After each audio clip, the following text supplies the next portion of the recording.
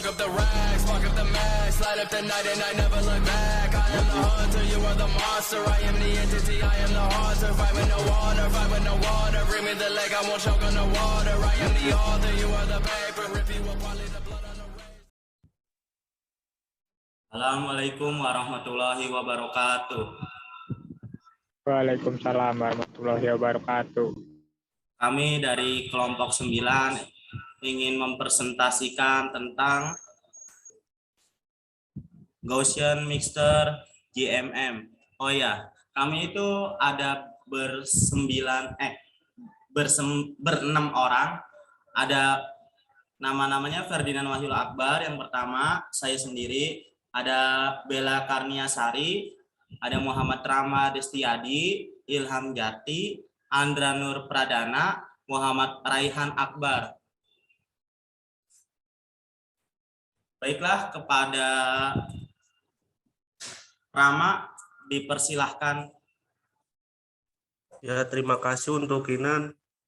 Saya akan membaca pengertian Gaussian Mixture Model atau GMM.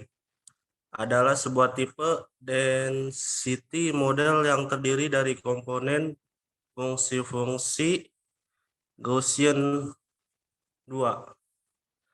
Komponen fungsi ini terdiri dari weight yang berbeda untuk menghasilkan multi-model density. Pada penelitian ini, GMM digunakan untuk memodelkan warna-warna background dari tiap piksel. Tiap piksel memiliki GMM-nya sendiri. Dan data yang diolah adalah warna piksel yang didapat dari input.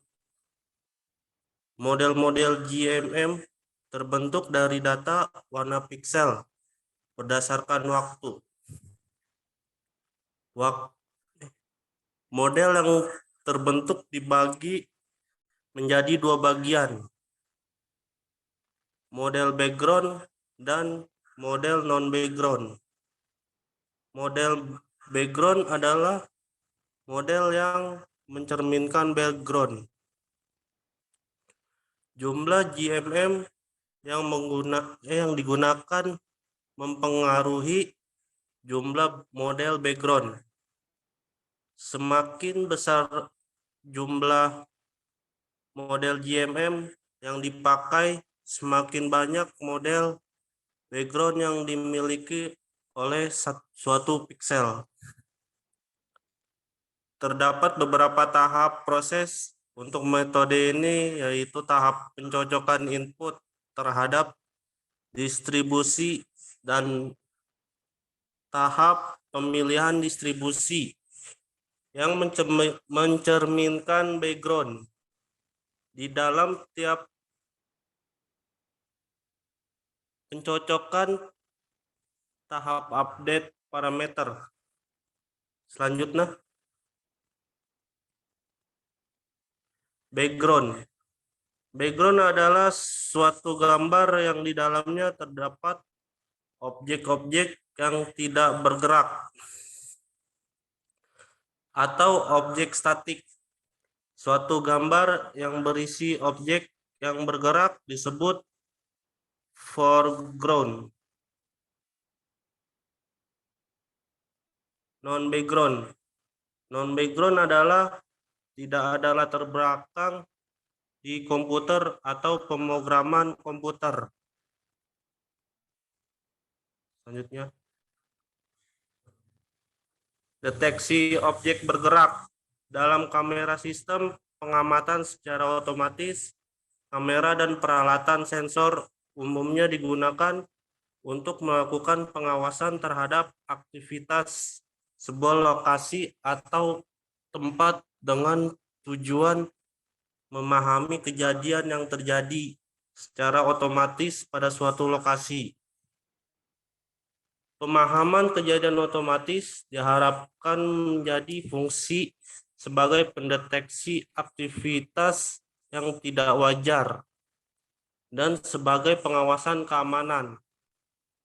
Sistem yang ada saat ini memiliki volume yang berukuran sangat besar pada video deteksi objek. Selanjutnya,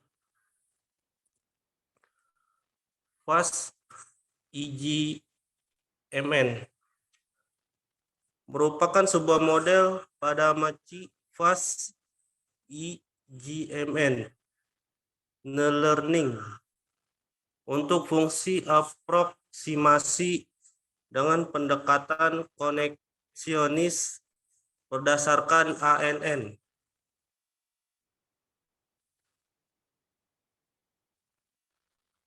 Pada tahapan awal untuk melakukan identifikasi terhadap objek bergerak dimulai proses untuk melakukan deteksi terhadap objek bergerak digunakan pendekatan berbasis background subtraction (Elhabian et al. 2008). Pendekatan ini merupakan proses untuk mendeteksi pergerakan atau perbedaan yang signifikan di dalam video frame atau Picardy 2004. Untuk algoritma background subtraction diimplementasikan metode frame difference. Metode frame difference merupakan perbedaan antara dua frame secara berurutan dalam sebuah video dan sebuah reference background frame untuk ekstrak daerah bergerak dari sebuah citra yang diciptakan sebuah citra berbeda. Adapun proposed metode berbasis algoritma Gaussian mixture model sebagai berikut.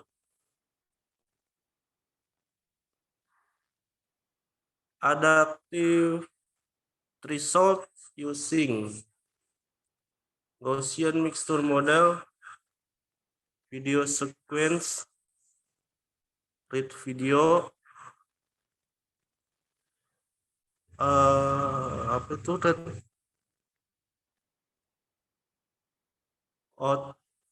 Otsu algorithm,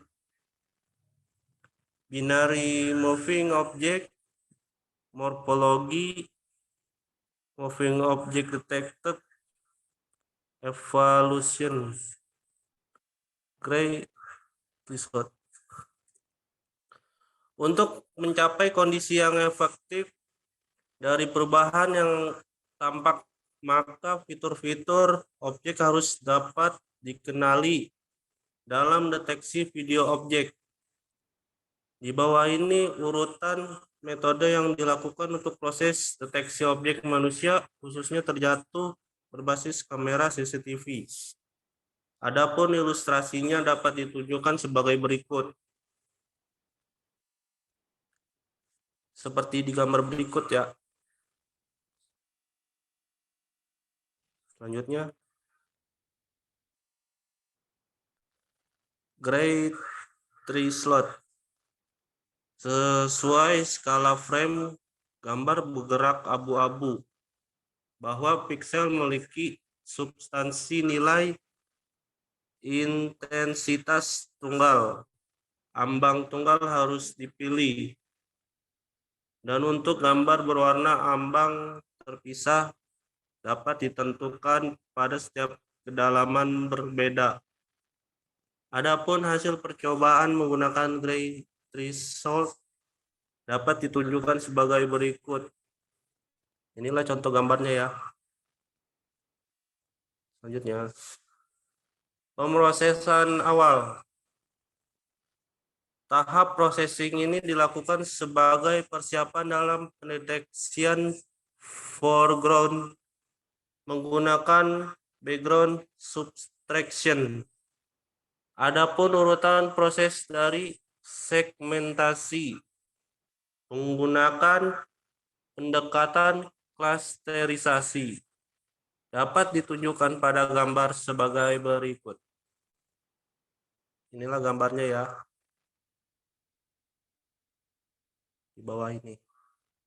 Selanjutnya akan dibacakan oleh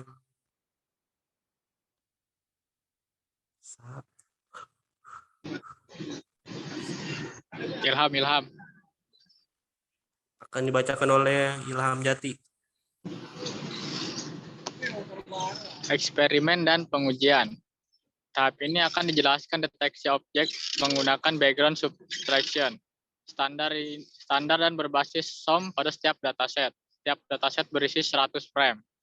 Hasil deteksi akan diukur dengan membandingkan dengan citra ground truth. Dilakukan pengaturan parameter untuk mendapatkan kinerja dan akurasi terbaik. Dapat dilihat pada gambar berikut. Evaluasi pengujian. Adapun hasil dari keseluruhan eksperimen dari dataset di atas dapat ditunjukkan dalam grafik yang menunjukkan performance masing-masing hasil uji coba metode clustering yang berbeda-beda. Adapun hasil segmentasi pada objek bergerak dapat ditunjukkan pada gambar berikut ini.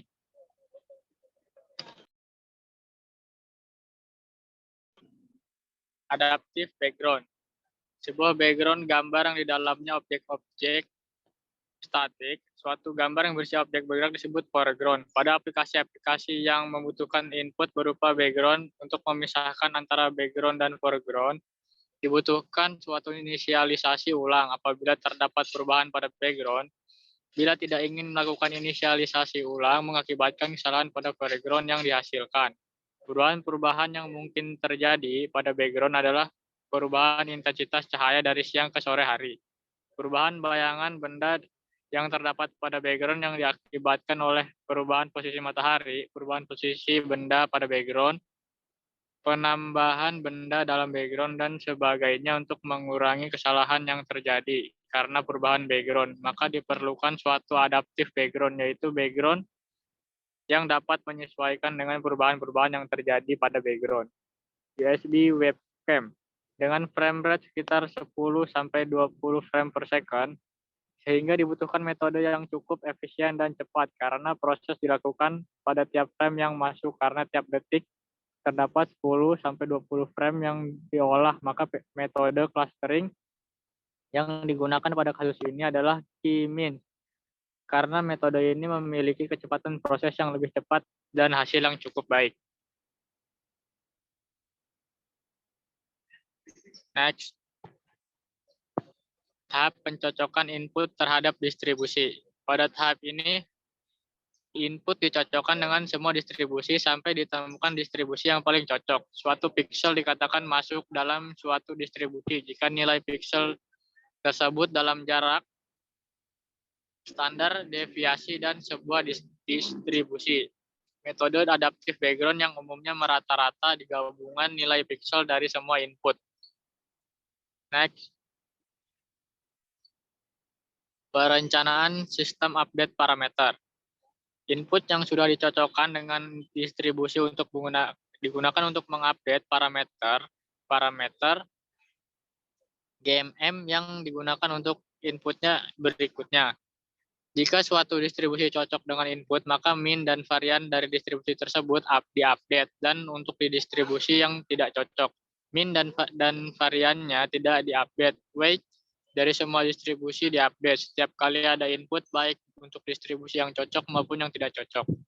Perencanaan sistem memilih distribusi background. Setelah dilakukan proses pencocokan dan update parameter, yang tersisa adalah proses pemilihan distribusi yang mencerminkan background. Distribusi background yang dipilih bisa lebih dari satu, namun yang ditampilkannya hanya berada di urutan teratas.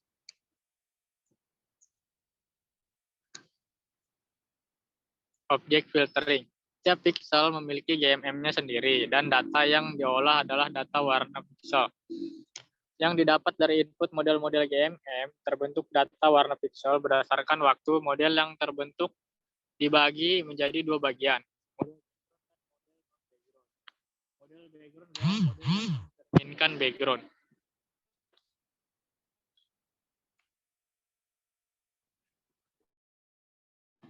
Pada kasus ini, proses yang dilakukan adalah membedakan antara distribusi background dan distribusi foreground.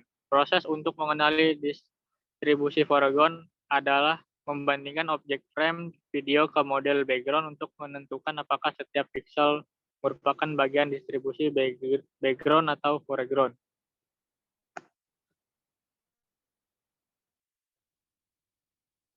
Pada perencanaan sistem filter dengan menggunakan GMM, terdapat beberapa proses untuk pemilihan distribusi yang mencerminkan background atau tidak distribusinya. Yang tidak cocok disebut juga dengan distribusi foreground.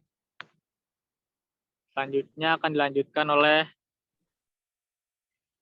Oke, selanjutnya dilanjutkan oleh Andra. Silahkan Andra. Oke, baik. Terima kasih untuk pemateri sebelumnya. Dan saya akan membacakan materi selanjutnya. Filter GMM. Hasil penelitian menunjukkan bahwa metode ini merupakan suatu perubahan nilai pixel yang stabil terhadap perubahan pencahayaan, gerakan berulang-ulang, dan perubahan tampilan lingkungan jangka panjang. Metode GMM tidak selalu dapat beradaptasi dengan perubahan lingkungan seperti gangguan bayangan, refleksi dari benda licin, dan objek pada foreground yang relatif statis, sehingga sulit untuk membedakan dari masing-masing distribusi. Oke, next. Nah, ini gambar tersebut bisa dilihat bentuk max dari distribusi foreground pada gambar di atas dengan menggunakan algoritma GMM masih terlihat kurang sempurna, sehingga masih terlihat ada beberapa sedikit noise pada daerah sekitar objek. Maka dari itu, perlu ditambahkan suatu filter untuk menghilangkan noise di sekitar objek berupa filter morfologi dengan menggunakan operasi erosi, sehingga ukuran dimensi hasil segmentasi yang didapat mendekati ukuran yang sebenarnya. Selanjutnya.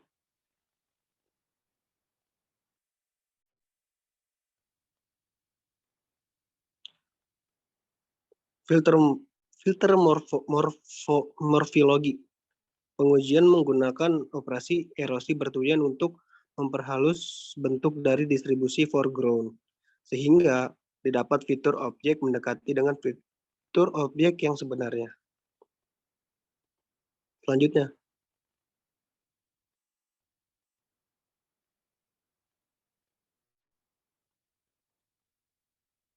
Pada gambar di atas, memperlihatkan bagaimana hasil filter terhadap noise dari sebuah distribusi foreground dengan menggunakan filter erosi dengan matriks 3x3 yang bertujuan untuk memperkecil bentuk dimensi kendaraan agar mendekati dengan ukuran sebenarnya, sekaligus mengurangi gerakan-gerakan kecil yang sekiranya tidak perlu untuk disegmentasi. Meskipun hasil tidak terlihat bersih sepenuhnya, namun kondisi ini sudah cukup baik untuk proses segmentasi. Next.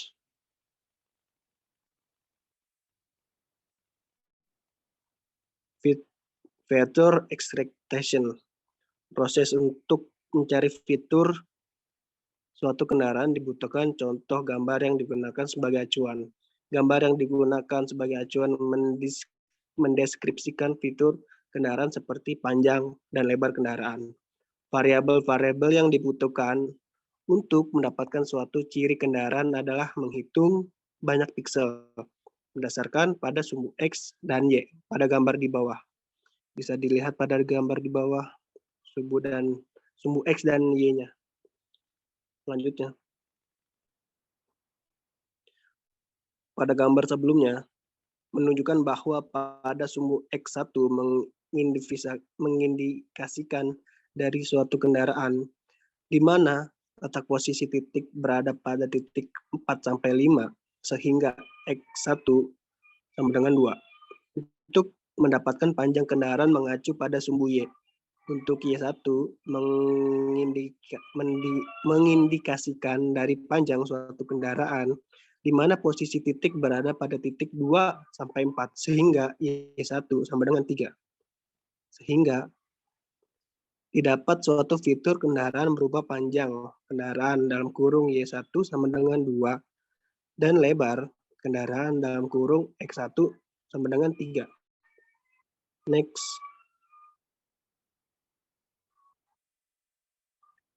Ekstraksi fitur. Untuk mendapatkan hasil ekstraksi dari ciri dari suatu objek kendaraan dilakukan perhitungan terhadap besar jumlah piksel yang ada pada suatu bentuk citra. Besar piksel yang didapatkan digunakan sebagai data ekstraksi ciri, di mana data tersebut mencerminkan informasi seperti panjang kendaraan dan lebar kendaraan. Hasil dari proses ekstraksi ciri akan disimpan dalam bentuk database yang nantinya akan digunakan sebagai data cluster untuk proses pengelompokan. Next. Proses klasifikasi. Proses klasifikasi objek bertujuan untuk mengetahui jenis objek termasuk dalam kategori sepeda motor, mobil, truk, atau bus. Menentukan kategori jenis kendaraan berdasarkan atribut dari sebuah kendaraan berupa panjang dan lebar kendaraan. Suatu atribut akan digunakan sebagai data cluster atau biasa disebut dengan data ekstraksi ciri. Kemudian selanjutnya data tersebut akan dikelompokkan berdasarkan nilai dari masing-masing atribut. Oke, next. Hasil ekstraksi ciri pada penelitian ini berdasarkan dari data hasil ekstraksi ciri pada kondisi pagi, siang, sore, dan malam hari yang digunakan sebagai data cluster sekaligus untuk mendapatkan nilai pusat cluster. Pada penelitian ini, jenis algoritma yang dipakai untuk mengelompokkan data cluster yaitu menggunakan algoritma FGM. Sekian dari saya dan akan dilanjutkan dengan Raihan Akbar. Ya, terima kasih Pak Andra. Selanjutnya, median filter. Prinsip kerja dari metode median filter adalah dengan cara mengganti nilai intensitas dari tiap piksel dengan nilai median dari piksel-piksel tetangganya. Pola jangkauan piksel-piksel tetangga disebut dengan window, yang mana telah ditentukan sebelumnya. Nilai median dihitung dengan melakukan sorting pada bagian window dan piksel itu sendiri. Hasil output dari median filter adalah frame dengan intensitas yang diperoleh dari nilai-nilai median tersebut. Ya, lanjut. Object detection. Pada penelitian ini, algoritma deteksi objek yang digunakan adalah pixel connected, yaitu dengan memeriksa semua piksel tetangganya. Di dalam area yang sebelumnya telah diinputkan terdapat dua proses pada deteksi objek, yaitu mencari salah satu piksel dari suatu objek yang bergerak dan mencari seluruh piksel dari objek tersebut secara rekursif. Next. Magnetic resonance image. Prinsip dasar MRI adalah inti atom yang bergetar dalam medan magnet. Proton yang merupakan inti atom hidrogen yang bila ditembak tegak lurus pada intinya dengan medan frekuensi tinggi secara periodik, maka proton tersebut akan bergetar. Alat ini digunakan pada tubuh manusia karena manusia mempunyai kontraksi atom hidrogen yang tinggi, 70%. Dan bila medan magnetik berfrekuensi tinggi ini dimatikan, maka proton yang bergetar tadi akan kembali ke posisi semula dan akan menginduksi suatu kumparan untuk menghasilkan sinyal elektrik yang lemah. Bila hal ini terjadi berulang-ulang dan sinyal elektrik tersebut ditangkap, kemudian diproses dalam komputer, akan dapat tersusun suatu gambar. Next. MRI suatu teknik pencitraan medis dalam memeriksa diagnostik radiologi yang menghasilkan rekaman citra fotogen penampang tubuh atau organ manusia dalam menggunakan medan magnet. dan resonansi getar terhadap inti atom hidrogen. Dapat juga dikatakan bahwa MRI merupakan alat diagnostik imaging atau alat pemeriksa radiologi berteknologi tinggi yang menggunakan medan magnet yang besar. Frekuensi radio tersebut dan seperangkat detektor dan pengolah data untuk menghasilkan gumparan potongan-potongan anatomi tubuh manusia. Dengan pencitraan MRI dapat dihasilkan potongan atau irisan melintang atau tegak sesuai dengan kebutuhan.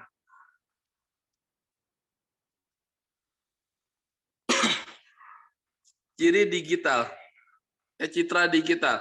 Citra sebagai keluaran suatu sistem pengambilan atau rekaman data dapat bersifat optik berupa foto, bersifat analog berupa sinyal-sinyal video seperti gambar pada monitor TV. Proses 10 pengolahan citra dapat dikatakan sebagai image processing. Image processing merupakan proses yang berhubungan dengan untuk meningkatkan kualitas suatu image sehingga representasi image tersebut sesuai dengan kemampuan manusia. Sedangkan machine vision merupakan berhubungan dengan cara memproses suatu image sehingga dapat data-data image yang dapat dimengerti oleh komputer. Untuk analisa lebih lanjut, kedua proses ini sangat penting dalam image atau pattern recognition.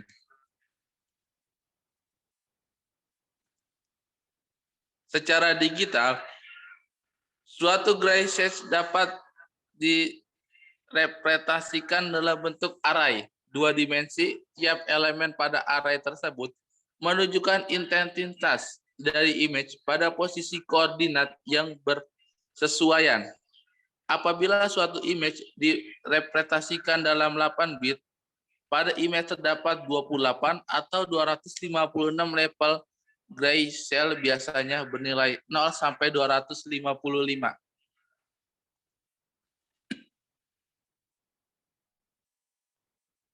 Di mana 0 menunjukkan level intensitas yang paling gelap dan 255 menunjukkan intensitas paling terang.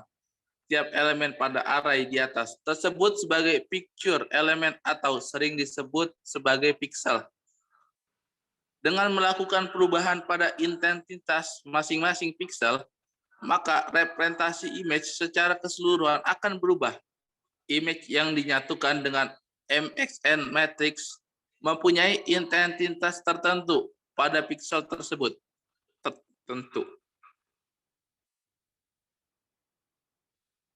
Citra abu-abu. Citra abu-abu merupakan citra yang hanya memiliki satu nilai pada setiap pixelnya. Nilai tersebut disebut dengan kadar keabuan. Citra abu-abu memiliki komposisi red, green, dan blue. Proses perubahan citra berwarna ke dalam abu-abu dapat dilakukan dengan pembobotan. Pembobotan ini didasari pada tingkat kepekaan manusia dalam memandang komposisi warna.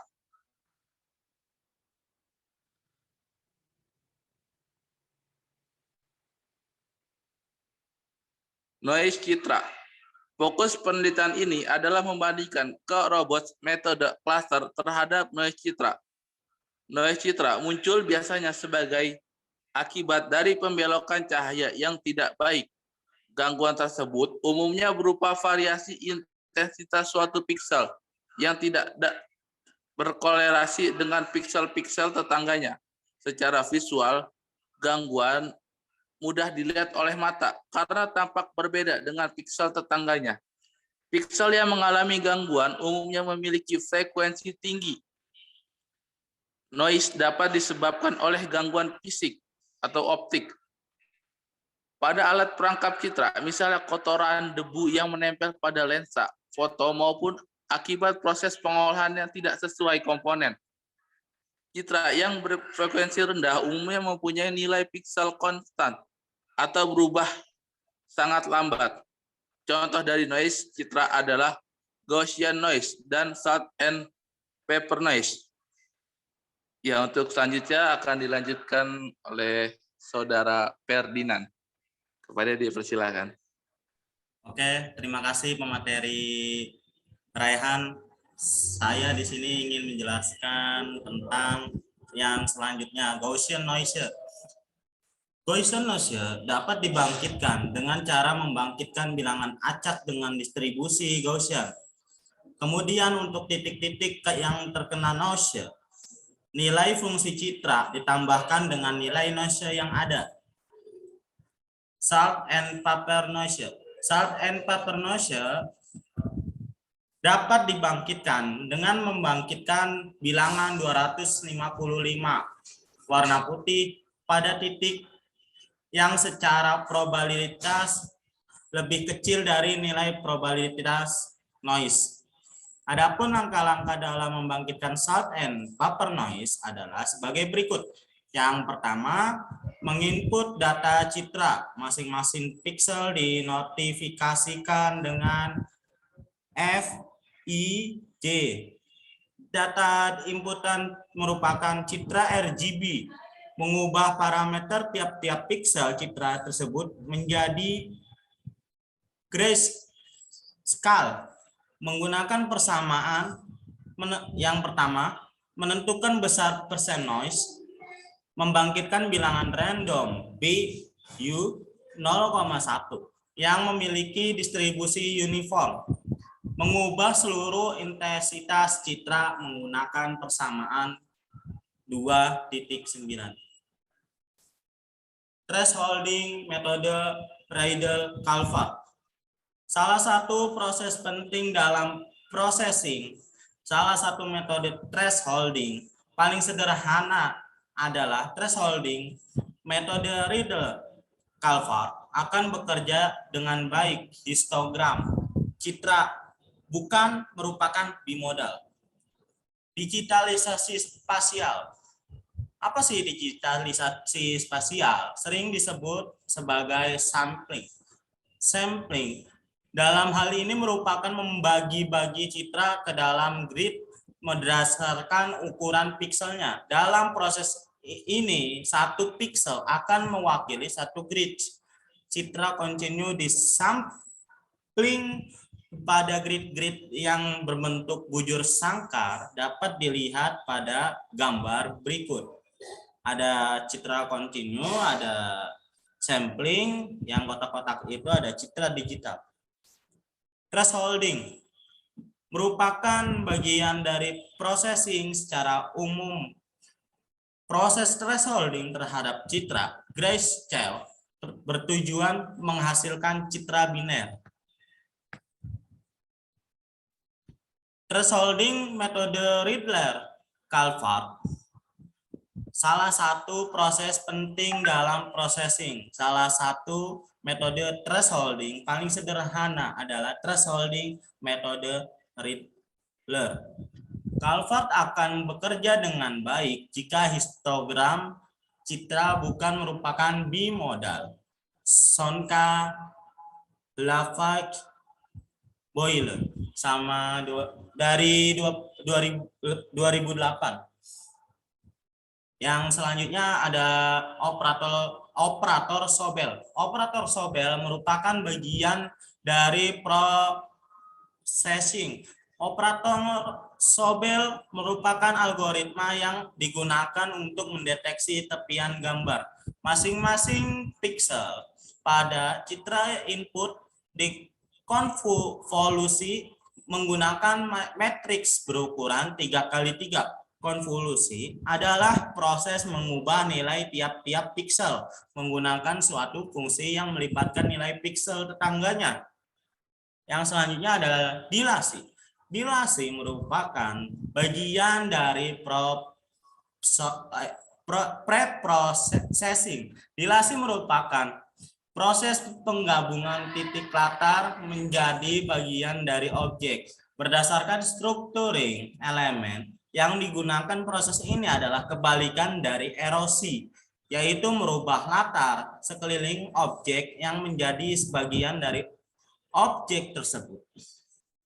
Ada dua cara melakukan operasi dilasi, yaitu yang pertama dengan cara mengubah semua titik latar yang bertetangga dengan titik batas menjadi titik objek, atau lebih mudahnya Setiap titik yang tetangganya adalah titik objek menjadi titik objek. Yang kedua, dengan mengubah semua titik di sekeliling titik batas menjadi titik objek. Atau lebih mudahnya, set semua titik tetangga sebuah titik objek menjadi titik objek. Yang selanjutnya adalah opening. Opening merupakan bagian dari breadcrossing. Opening merupakan proses morfologi yang menggabungkan proses dilasi dan erosi.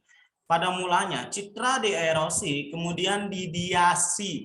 Tujuan opening adalah menghilangkan objek-objek yang ukurannya lebih kecil dari struktur elemen dan memisahkan objek semula bergandengan dari Gonzalez dan Woods tahun 2002. Oke, selanjutnya akan dilanjutkan oleh pemateri Bella Karniasari. Dipersilahkan.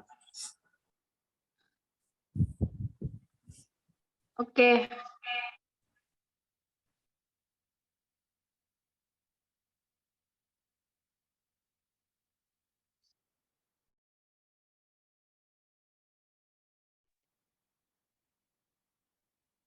Closing.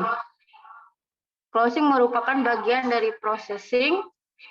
Closing definisi sebagai operasi dilasi yang dilanjutkan dengan operasi erosi.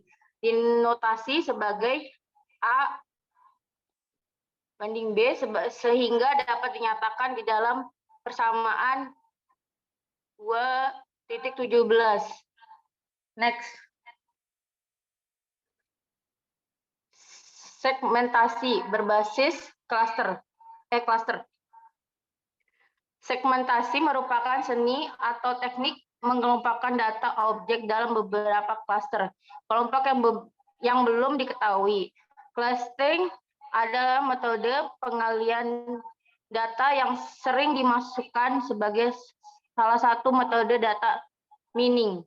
Yang tujuan adalah untuk mengkelompokkan data dengan karakteristik yang sama pada saat suatu area yang sama, dan data dengan karakteristik yang berbeda dengan area lainnya. Berbeda dengan metode klasifikasi pada teknik clustering, jumlah data clustering dari kelompok akan diperoleh dari data kelompok. Biasanya belum diketahui sebelumnya. Secara umum, metode clustering dikelompokkan menjadi dua, yaitu metode berbasis hierarki dan metode berbasis pastisi dan hierarchical. Next.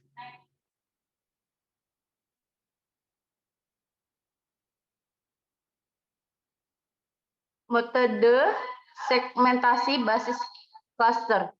Metode clustering cluster merupakan salah satu bagian penting dari memproses citra yang bertujuan untuk mengelompokkan data atau penggolongan objek berdasarkan informasi yang diperoleh dalam kelas-kelas menjadi beberapa region yang homogen berdasarkan kriteria kemiripan tertentu, sehingga data dalam satu klaster memiliki tingkat persamaan yang tinggi satu dengan lain, tetapi sangat berbeda dengan data klaster lain. Next. Inilah adalah sumber-sumbernya.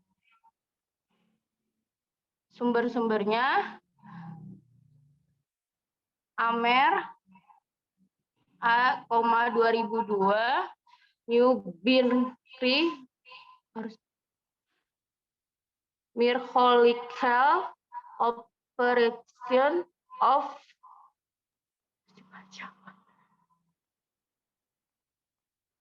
Next aja. Nggak ngerti.